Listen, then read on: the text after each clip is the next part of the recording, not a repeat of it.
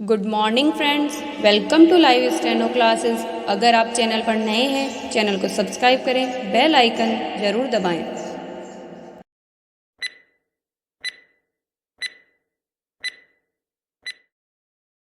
जीने योग्य जीवन जियो।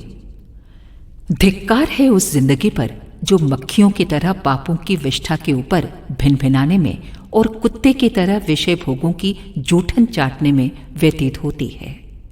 उस बड़प्पन पर धिक्कार है जो खुद खजूर की तरह बढ़ते हैं पर उनकी छाया में एक प्राणी भी आश्रय नहीं पा सकता। सर्प की तरह धन के खजाने पर बैठकर चौकीदारी करने वाले लालची किस प्रकार सराहनीय कहे जा सकते हैं। जिनका जीवन तुच्छ स्वार्थों को पूरा करने की उधेड़बुन में निकल गया, हाय वे कितने अभागे हैं। सुर दुर्लभ देहरूपी बहुमूल्य रत्न इन दुर्बुद्धियों ने कांच और कंकड़ के टुकड़ों के बदले बेच दिया। किस मुख से वे कहेंगे कि हमने जीवन का सद्व्यय किया। इन कुबुद्धियों को तो अंत में पश्चाताप ही प्राप्त होगा। एक दिन उन्हें अपनी भूल प्रतीत होगी, पर उस समय अवसर हाथ से चला गया होगा और सिर धुन धुन कर पछताने के अतिरिक्त और कुछ हाथ न लगेगा। मनुष्यों, जियो और जीने योग्य जीवन जियो। ऐसी जिंदगी बनाओ जिसे आदर्श और अनुकरणीय कहा जा सके। विश्व में अपने ऐसे पदचिन्ह छोड़ जाओ जिन्हें देखकर आगामी संतति अपना मार्ग ढूंढ सके। आपका जीवन सत्य से, प्रेम से, न्याय से भरा हुआ होना चाहिए। दया, सहानुभूति, आत्मनिष्ठा, संयम, दृढ़ता, उदारता आपके जीवन के अंग होने चाहिए। हमारा जीवन मनुष्यता के महान गौरव के अनुरूप ही होना चाहिए। ईश्वर कहाँ है? ईश्वर को खोजने के लिए, उसे प्राप्त करने के लिए हम नाना प्रकार के प्रयत्न करते हैं, पर उसे नहीं पाते। कहते हैं कि वो सर्वत्र है, वो सब जगह है, पर फिर भी हमें क्यों नहीं दिखता? उसे प्राप्त करने को धन, वैभव, जीवन तक नष्ट करते हैं, पर पाते नहीं। अंत में निराश होकर कहते हैं कि ईश्वर नहीं है। भाई, ईश्वर है, पर उसे खोजने में गलती कर रहे हो। तुम उसे धन वैभव से नहीं पा सकते। अगर उसे पाना है तो प्रेम करना सीखो। प्राणी मात्र से प्रेम करो, जड़ चेतन से प्रेम करो, आत्मा से प्रेम करो। उसे पाने के लिए जंगल में जाने की, धुनी रमाने की, धन वैभव नष्ट करने की कोई आवश्यकता नहीं है। जब वो सर्वत्र है तो आपके पास भी होगा। होगा नहीं, है। कहां? आपके शरीर में, जिसे आप आत्मा कहते हैं।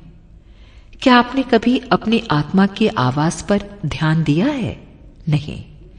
यही कारण है कि आप उसे खोजने पर भी नहीं पाते। विचार करो, जब तुम बोलते हो, चलते हो, काम करते हो, सोचते हो या शुभ काम करने की प्रेरणा होती है, तो वो कहां से और कौन करता है या कहता है? जब तुम किसी को कष्ट पहुंचाने का विचार करते हो और तुम्हें अंदर से कोई रोकता है कि ऐसा न करो, तो वो कौन है? वो अपने अंदर मौजूद ईश्वर ही है। उसे अपने अंदर ही प्राप्त किया जा सकता है। मनुष्य अपने भाग का निर्माता आप है। जब तक आप दूसरों पर आश्रित रहते हैं या समझते हैं कि हमारे कष्टों को कोई और दूर करेगा, तब तक बहुत बड़े भ्रम में हैं। जो उलझने आपके सामने हैं, उनका दुखदायी रूप अपनी ही त्रुटियों के कारण है। उन त्रुटियों को दूर करके आप स्वयं ही अपनी उलझने सुलझा सकते हैं। संसार में सफलता प्राप्त करने की आकांक्षा के साथ ही अपनी योग्यताओं में वृद्धि करना भी आरंभ कीजिए। आपका भाग्य किस प्रकार लिखा जाए, इसका निर्णय करते समय विधाता आपकी आंतरिक योग्यताओं की परख करता रहता है। उन्नति करने वाले गुणों को यदि अधिक मात्रा में जमा कर लिया गया है तो भाग्य में उन्नति का लेख लिखा जाएगा, और यदि उन्नायक गुणों को अविकसित पड़े रहने दिया गया है, दुर्गुणों को, मूर्खताओं को अंदर भर कर रखा गया है, तो भाग्य की लिपि दूसरी होगी। विधाता लिख देगा कि इसे तब तक दुख दुर्भाग्यों में ही पड़ा रहना होगा जब तक कि योग्यताओं का संपादन न करे। अपने भाग्य को जैसा चाहें वैसा लिखाना अपने हाथ की बात है। यदि आप आत्मनिर्भर हो जाएं, जैसा होना चाहते हैं उसके अनुरूप अपनी योग्यताएं बनाने में प्रवृत्त हो जाएं, तो विधाता को विवश होकर आपकी मनमर्जी का भाग्य लिखना पड़ेगा। जब आत्मविश्वास के साथ सुयोग्य मार्ग की तलाश करेंगे तो वो किसी न किसी प्रकार मिलकर ही रहेगा। प्रेम ही सुख शांति का मूल है। भगवान ने अपनी सृष्टि को सुंदर और सुव्यवस्थित बनाने के लिए जड़ और चेतन पदार्थों को एक दूसरे से संबंधित कर रखा है। निखिल विश्व ब्रह्मांड के ग्रह नक्षत्र अपने अपने सौर मंडलों में आकर्षण शक्ति के द्वारा एक दूसरे से संबंधित हैं। यदि ये संबंध सूत्र टूट जाए तो किसी की कुछ स्थिरता न रहे। सारे ग्रह नक्षत्र एक दूसरे से टकरा जाएं और संपूर्ण व्यवस्था नष्ट हो जाए। इसी प्रकार आपसी प्रेम संबंध न हो तो जीवधारियों की सत्ता भी स्थिर न रह सकेगी।